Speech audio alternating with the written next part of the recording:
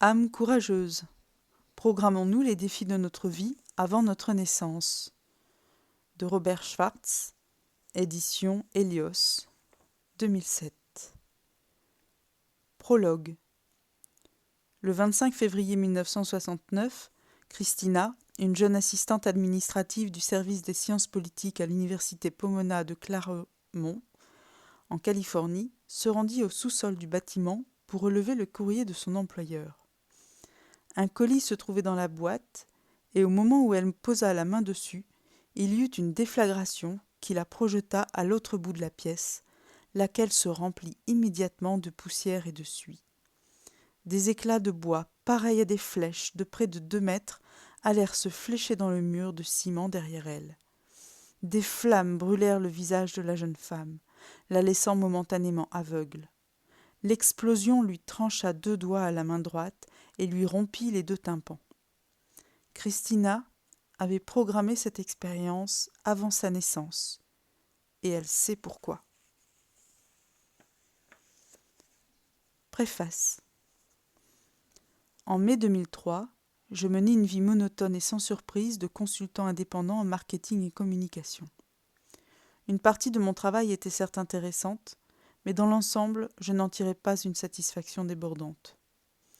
J'avais souvent la sensation que si je venais soudain à disparaître de la surface de la Terre, mes clients s'en apercevraient à peine et qu'ils mettraient tout simplement quelqu'un d'autre à ma place. Plus important encore, cette vie n'était pas l'expression exclusive de mon âme. J'étais une personne spirituelle mais non religieuse et je ressentais le besoin d'apporter au monde une contribution qui représenterait mon être unique. À ce stade, cependant, j'ignorais ce que cela pouvait bien être. J'avais fait le tour de tout ce que l'on peut explorer dans le but de trouver un sens à ma vie. J'étais confus et incertain. Puis, j'eus une sorte d'inspiration. Pourquoi ne pas consulter un médium ? J'étais profondément croyant, mais, pour autant que je puisse m'en souvenir, jamais je n'avais fait l'expérience directe du monde métaphysique. Après tout, je n'avais rien à perdre. Je me mis en quête d'un bon médium, et j'arrêtai mon choix sur quelqu'un avec qui, semblait-il, je devrais me sentir à l'aise. La séance eut lieu le 7 mai 2003, date inoubliable pour moi, puisqu'elle transforma complètement ma vie. Je lui confiai très peu de choses, me cantonnant aux généralités. Elle m'expliqua que nous avons tous des guides spirituels, des êtres non physiques qui assistent et nous aident à mettre au point le programme de nos vies avant de nous incarner. Par son intermédiaire, je pus donc communiquer avec mes guides. Ils connaissaient absolument tout de moi, non seulement ce que j'avais fait, mais aussi toutes mes pensées et mes sentiments. Par exemple, il fit référence à une prière spécifique que j'avais adressée à Dieu quelque 5 ans plus tôt. À un moment particulièrement difficile de ma vie, j'avais supplié « Mon Dieu, je t'en prie, je ne peux pas réussir à faire cela tout seul. S'il te plaît, envoie-moi de l'aide. » Mes guides me confièrent que cet appui complémentaire non physique m'avait été accordé. « Il a été répondu à ta prière », me dirent-ils. J'étais abasourdi. Essayant de comprendre la raison des souffrances traversées, je les interrogeai sur les grandes épreuves de ma vie. Ils m'expliquèrent alors que ces défis avaient été programmés avant ma venue au monde, non dans le but de souffrances inutiles, mais pour la progression qui en résulterait. Je fus secoué par cette information. Mon mental conscient ne savait rien de ces projets, et pourtant, intuitivement, je sentais que c'était la vérité. Quoique je ne l'ai pas compris sur le moment, ma séance avec le médium fut pour moi l'élément déclencheur d'un éveil spirituel en profondeur. J'allais comprendre par la suite que cet éveil était en réalité un rappel, le souvenir de ce que je suis en réalité, en qualité d'âme éternelle, et plus spécifiquement de ce que j'ai programmé de faire sur la terre. Pendant les quelques semaines qui suivirent, je continuais à mener ma vie habituelle, même si les informations reçues de mes guides étaient constamment présentes à mon esprit.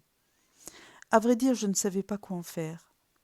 Un après-midi, je décidai de me donner congé, et au lieu de me rendre à mon travail, je m'autorisai une longue promenade. Je vécus à cette occasion une expérience plus déterminante encore que la séance avec le médium.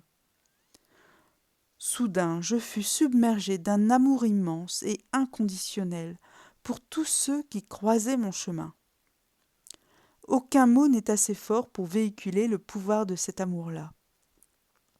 C'était d'une intensité, d'une qualité et d'une puissance telle que je n'en avais jamais connue. J'ignorais que ce fût possible. Pour chaque personne, la maman qui poussait son bébé dans un landau, le chauffeur de taxi qui attendait le règlement de sa course, l'enfant qui jouait au coin de la rue, le coiffeur qui, de l'autre côté de la vitrine, sculptait une coupe de cheveux, je n'éprouvais qu'un amour pur et infini. Jamais je n'avais entendu relater une telle aventure, et pourtant spontanément, je savais que j'étais dans une communion amplifiée et immédiate avec mon âme.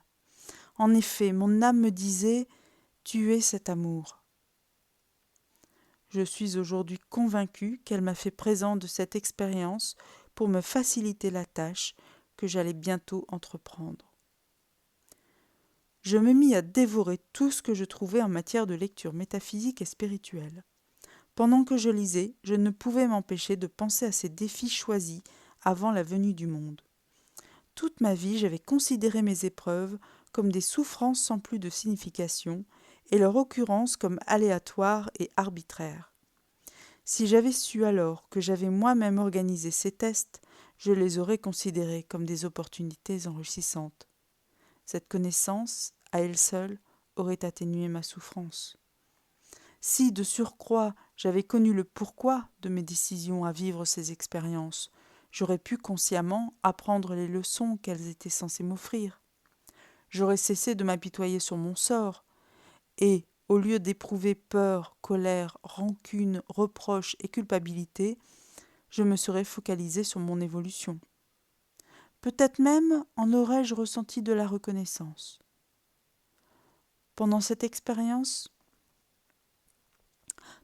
période de quête intensive et d'exploration intérieure, je rencontrai une femme qui avait le don d'entrer en communication avec son âme. Elle accepta de me laisser l'interroger au sujet des programmes qui précèdent l'incarnation.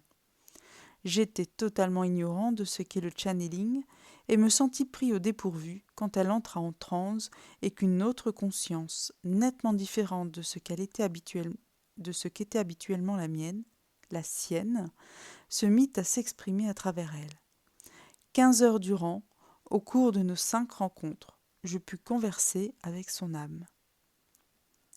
Ces conversations étaient fascinantes. Elles confortèrent et complétèrent mes lectures et mes recherches. Son âme me parla dans le détail de son propre programme, les différents défis qui avaient été envisagés et les raisons pour lesquelles ils avaient été choisis. J'eus alors la confirmation directe et explicite d'un phénomène dont peu de personnes sont conscientes. Les douleurs de ma propre vie m'ayant rendu extrêmement sensible à la souffrance d'autrui, je devins fortement motivé à trouver des réponses pour l'alléger. J'étais excité à l'idée de la guérison potentielle et de la conscience que ces programmations pourraient apporter. L'information que j'avais découverte était, je le savais, susceptible d'atténuer les tourments et d'apporter aux épreuves une signification nouvelle. Je décidai donc d'écrire un livre sur ce thème et d'en partager la réflexion avec d'autres. Mon enthousiasme pour la nouvelle voie que j'avais choisie était toutefois tempéré par l'incertitude de ce que signifierait la perte de l'ancienne. Bien qu'insatisfaisante, celle-ci était au moins matériellement gratifiante, et puis j'y étais habitué. Néanmoins, j'étais soutenu, en fait obligé d'aller de l'avant, par l'importance de la tâche à accomplir et par l'opportunité qui m'était donnée de m'exprimer d'une façon unique et utile au monde.